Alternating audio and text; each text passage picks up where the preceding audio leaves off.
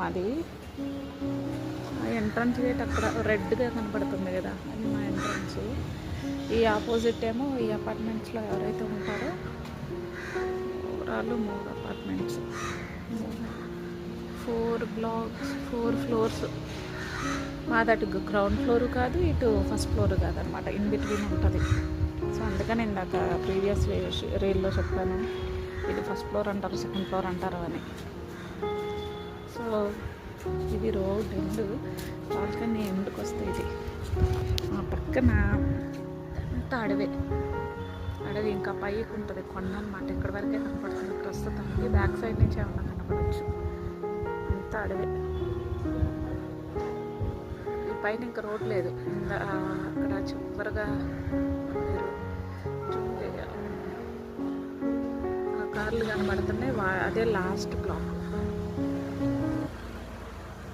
ఇక్కడ బిజినెస్లో చిన్న బిజినెస్ ఇది, ఫార్మస్యూటికల్ ఇన్స్టాలర్స్, ఫార్మస్యూటికల్స్ కంపెనీ అది. బట్ చూడండి ఎంత ఓల్డ్ బిల్డింగ్లో వీళ్ళు కంపెనీని రన్ చేస్తారు.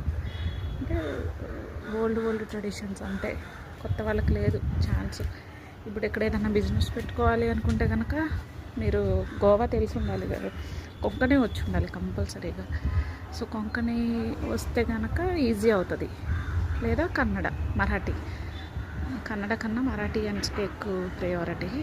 సో అదొకటి.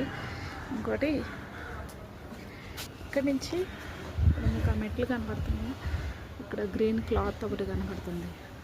ఈ మెట్ల నుంచి వెళ్తే డైరెక్ట్గా మార్కెట్, అది మార్కెట్ గ్రీన్ క్లాత్ అవతల. సో డైరెక్ట్గా మార్కెట్లో వెళ్తాం. ఇదంతా అడవి. గోవాన్స్ ఎక్కువ గ్రీనరీస్కి ప్రయారిటీ ఇస్తారనమాట. ఇలాంటి లొకేషన్స్ మన విజయవాడలో బోల్డ్ ఉన్నాయి. కాకపోతే ఏంటంటే అందరూ రీఫార్మింగ్ చేస్తారు.